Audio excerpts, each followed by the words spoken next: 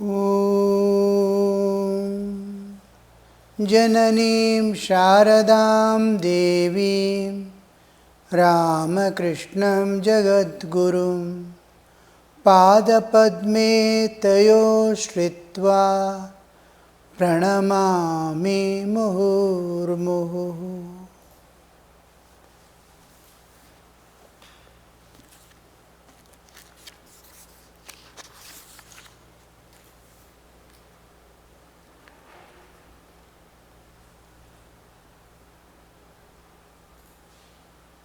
What God cannot be described. Not only God, whatever we conceive in our mind, whatever we know, whatever we view and understand, every bit of our knowledge is limited because our mind is preset. When I view the scientists, archaeologists, medical professionals, scientists, each scientist, quantum physics, they are going deep into that. He is a scientist. Archaeologist, he will be saying, the world came such and such time. What is the proof? I have a skull which is 60,000 years old. I have a skull 90,000 old and carbon dating. And he says, because of this, the human existence came into probably, even probability is not being mentioned. It is 7 million years old. The human existence came into. Everything, the way in which they view, each scientist view his field is preset mind. His mind, he has fed so many things from childhood. Mind has become a particular way of viewing. This in our Indian language, as it's called upadhi. Upadhi is the limitation I have put on my mind because of the feeding all the information of earlier people. Now, the scientist studies every bit of information he has from the others. Each one has given his opinion, each one has presented his, but it satisfies reasoning, but need not be real. Because whole thing is an assumption, and whatever we prove, a scientist prove this is the age, the next scientist will come and deny it, and he says no, this is the thing. And we see everybody's mind is preconditioned, preset. With preset mind, they view. That can never give the result. The preset condition of the mind is to be peeled out. The upadhis that we have put, we have to remove to know the truth. Otherwise we can never know, however penetrating our intellect may be, however deep we may be able to go into it, however discerning our mind is, it is all behind. I am seeing through a prison. I am seeing through a prism. I am seeing through a colored glass. And view is cut off. A small view and precondition, whatever I project, I am seeing. Whatever I project, I am seeing. Not what it is, I am seeing. I am making it look like that to myself because of my preconditioned mind. A person is there, I have an understanding of that person. Each time, whatever he does, I will refer to what I have understood about him. So, it doesn't give, if I am not conditioned, I will know the exact picture of that person, what he is. So this now we can understand. Not only God can be described, we cannot say anything of this world also. This is this, idam itham. Till we go beyond the barrier of mind, till we go beyond the limitations of intellect. When intellect gives up, the heart perceives. The heart's perception is not colored by anything, because heart is manifestation of the Atman. Now, when we view in a different whole thing, the whole paradigm changes. All people are trying to view all these years, till recent times, the observed things alone was important. They went on observing and giving. If we can manipulate any force, any power, and utilize for me, for our own use, we can utilize all the resources of nature, forces of nature, because it is under the law of cause and effect. But the observer is more important than the observed. Who is observing it?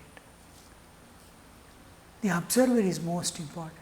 And each time a person expresses something, observes and tells something about something, you can understand what this person is.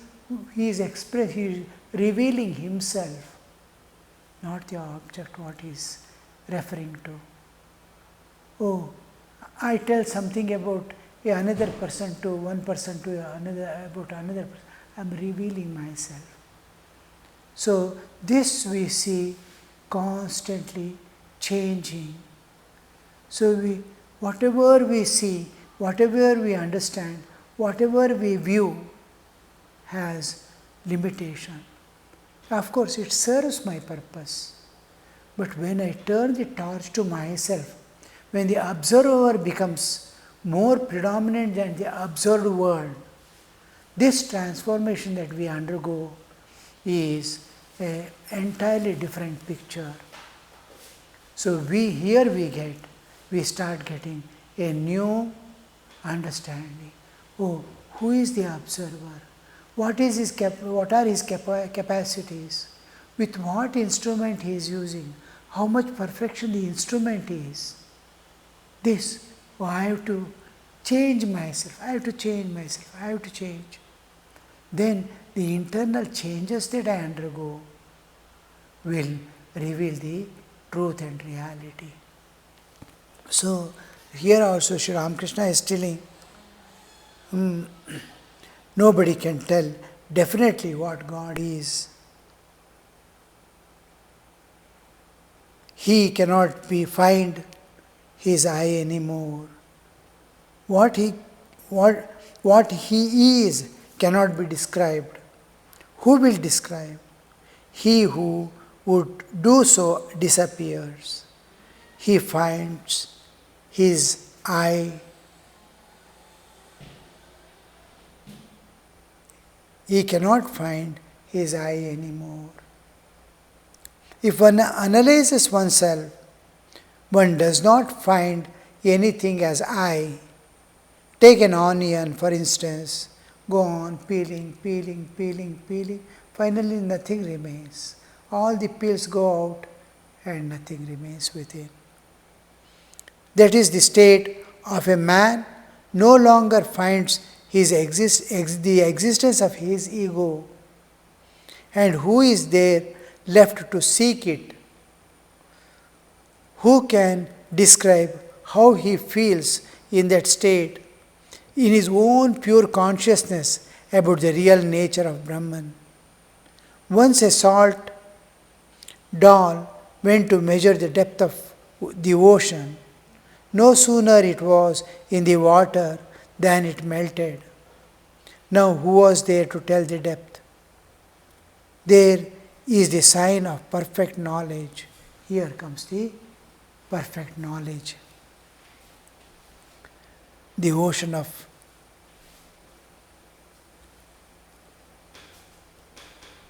once there is there is a sign of perfect knowledge.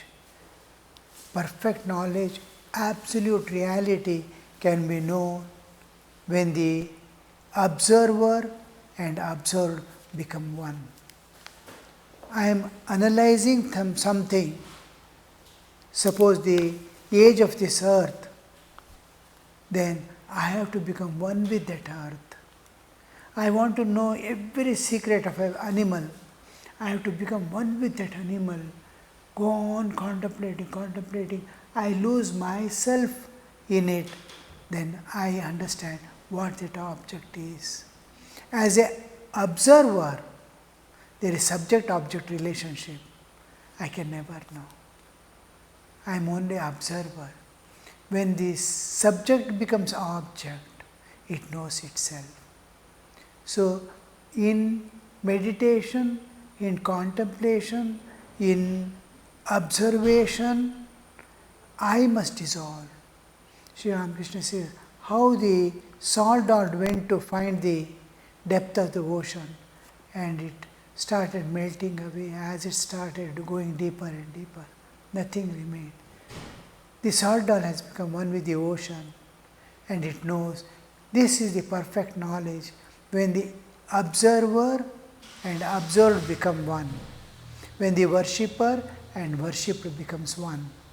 The exact real knowledge is God. Man becomes silent when it is attained.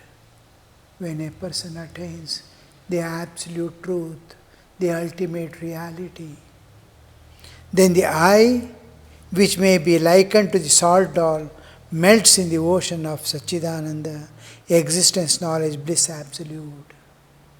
In the Satchidananda, it dissolves. In the absolute existence in which the universe, millions of universes are appearing and disappearing, in that ocean of bliss, knowledge, existence, absolute, it dissolves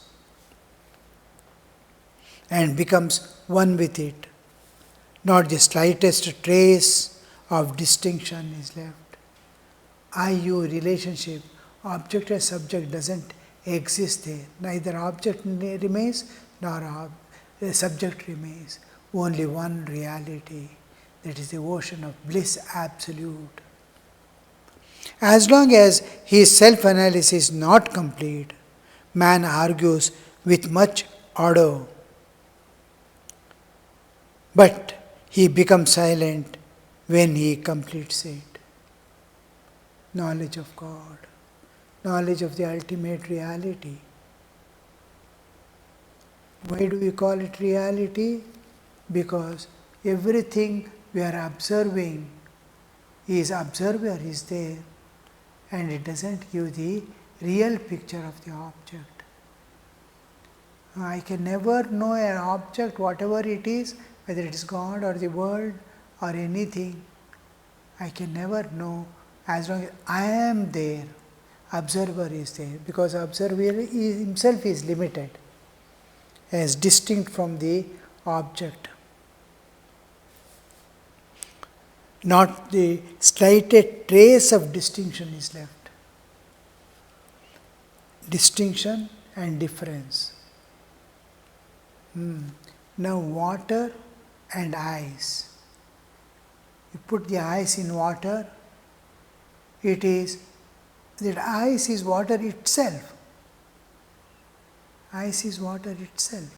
It is distinct. In the ice, nothing exists except water. When you put in the water, it floats. It is distinct from water, but not different from water. Water and ice are same. It is not; they are not different, but there is distinction. There is this distinction also doesn't exist. Neither distinction exists nor difference exists. Not the slightest trace of distinction is left. As long as his self-analysis is not complete, man argues, but which order? But becomes silent when he completes it. When the empty pitcher has been filled with water, when the water inside the pitcher becomes one with the water of the lake outside, no more sound is heard. Sound comes from the pitcher as long as pitcher is not filled with water. Incomplete. The empty vessels makes more sound. Unfilled vessels make more sound. But when it is empty also it doesn't. When it is full also it doesn't. People used to say in olden days that no boat returns after having once entered the black waters of the ocean. All trouble and botheration come to an end when the I dies. You may indulge in thousands of reasoning, but till I does not disappear, for the people like you and me, it is good to have the feeling, I am the lover of God. All trouble and botheration comes to an end when I dies. You may indulge in thousands of reasonings, but still I does not disappear. We may take any step, we may go any deeper, we may discover in any way, but I am there, I is there, reality cannot be known. But still I does not. How to eliminate this I? Formerly we used to try to observe, turn inward and observe, where is my I? What is this I? The mind slowly turns to see, because behind the observer, the senses are now external. I can use senses, internal I cannot use the senses. I have to use the mind. I want to search for my I. So mind turns inward to see the I. As the mind, whatever I do with mind, I must be there behind mind. Mind cannot work without I behind. I am there. I am using mind as the instrument. Mind cannot work itself without the I behind. So when I try to turn inward, the I is standing behind and observing everything. And as I turn inward, the I goes behind the mind. I can never know what this I is as long as mind is there. Whichever direction I turn, I stands behind the mind. I turn inward, the I am not finding, because I am behind the mind. I am using mind as instrument. So when this mind dissolves, I alone remains. Then only we will know. We get to know I when mind dies.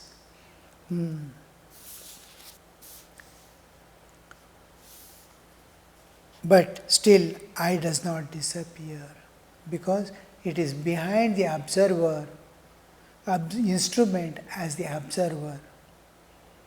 For people like you and me, it is good to have the feeling, I am the lover of God. How Sri Ramakrishna is telling you, see. For people like you and me, He is Lord of the universe, having come to the earth. When we say down to the earth, for many people, we will know how they use their language, how they talk, how they express themselves. No more. God incarnating, He is telling, for people like you and me, Bhakti is the path.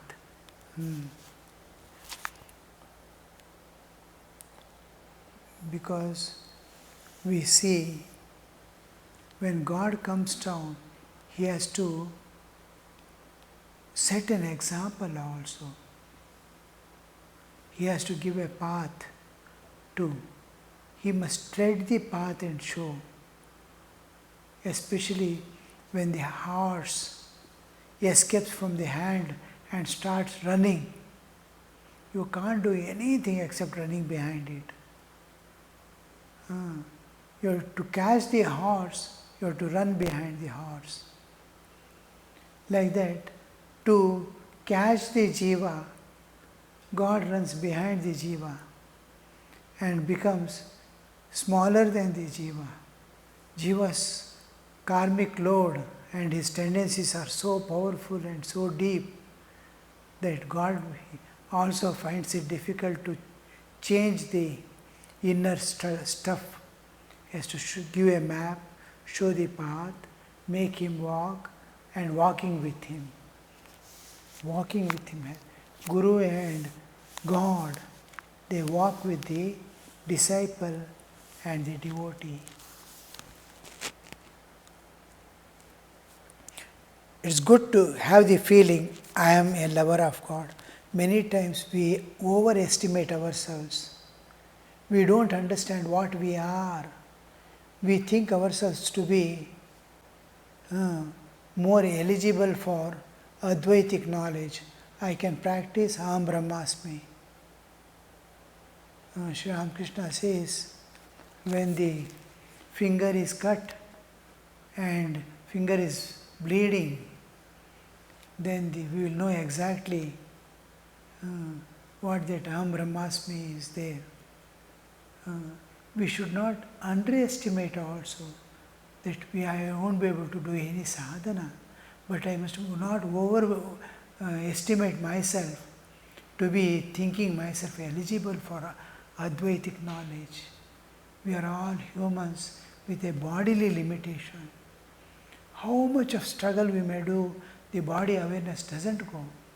It begins with the Advaitic knowledge, the knowledge of Advaita or practice of Advaita begins with the denial of body. Sharira bhava, I am not body. And second thing is the four necessities of Advaita. Four. Sadhana chatushtaya. Nitya nitya vastu viveka, iha amutra phala bhoga viraga, shamadamadi shat sampat, and mumukshutva. Nitya nitya vastu viveka. What is nitya, what is anitya? He must be at vision, just immediately he must be able to say, oh, this is anitya, this is anitya. He must be able to withdraw in a moment from the anitya. This is nitya. Nitya nitya vastu viveka, iha amutra phala bhoga viraga.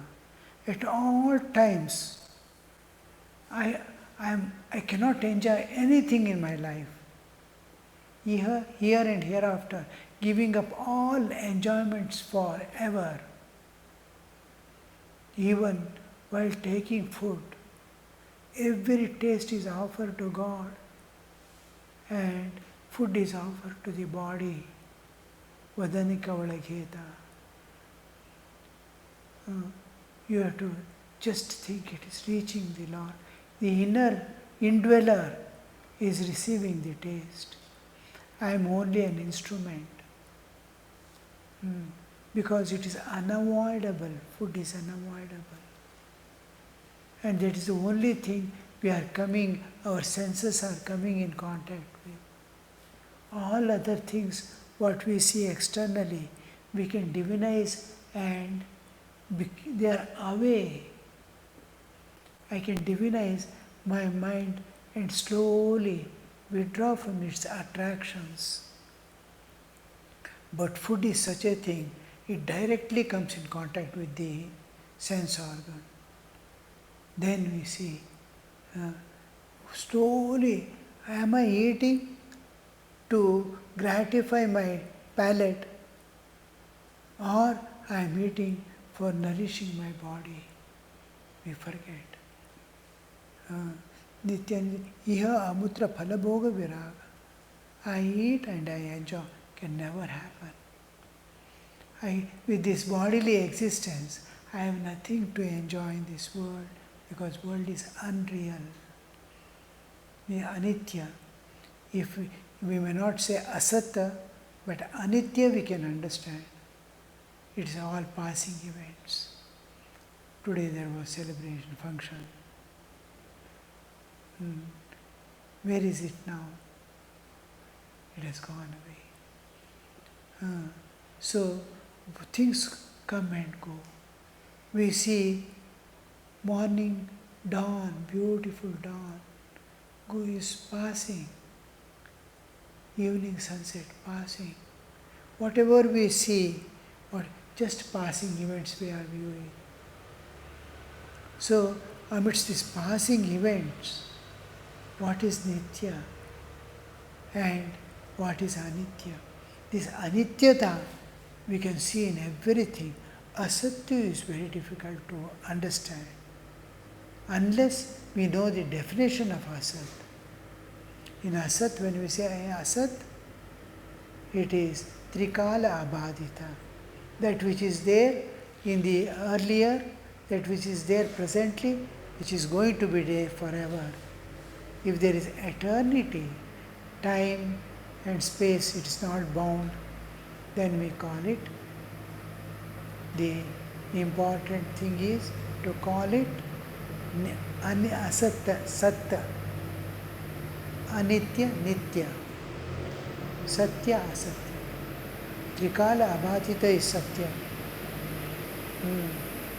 So here we see that Trikala Abhadita, it must be three, past, present and future. It must continue to exist, then it is Satya. Now it is there, next moment it is not there. It cannot be Satya.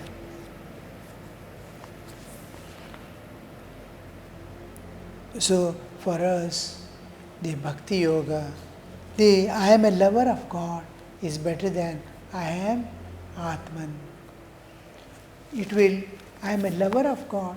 When you start going, when you endear God, when you become one with God, when you realize God in His personal aspect, He will immediately reveal to you what He is, what all aspects of His existence is there. Because by birth and from many lives we are passing through, we are seeing that we are accustomed to see form and name, understand. Name means language, expression through the language we can understand, expression through the senses, perception we can understand. Beyond that we cannot understand. We have never tried, we have never known anything beyond sense perception and mental conception. We have the only five senses and one mind. Through five senses and mind alone what we can understand is what we can understand. This is beyond that. The Atman concept is beyond that. The God impersonal is beyond that. So we go beyond the realm of relativity to know what God is. So how to go beyond is His own grace. So in any aspect we realize God, we are beyond nature and God reveals Himself in various other aspects. Because we are accustomed, because we are easy to go and come, meet. Otherwise, I have to tear off from the world, I have to tear off from all my duties and responsibilities and sit day and night to call on God. This is not possible for us. So here we see the path in which you are going, go in that path, it is easier. So we are accustomed with name and form, go with name and form. Name is the language and form. We are accustomed. So conceive it, God promises, in whatever way you approach me, I will approach you in the same way. Om Niranjanam Nityamanantarupam भक्तानुकम्पा धृतविग्रहं वै ईशावतारं परमेशमीड्यं तं रामकृष्णं शिरसा नमामः.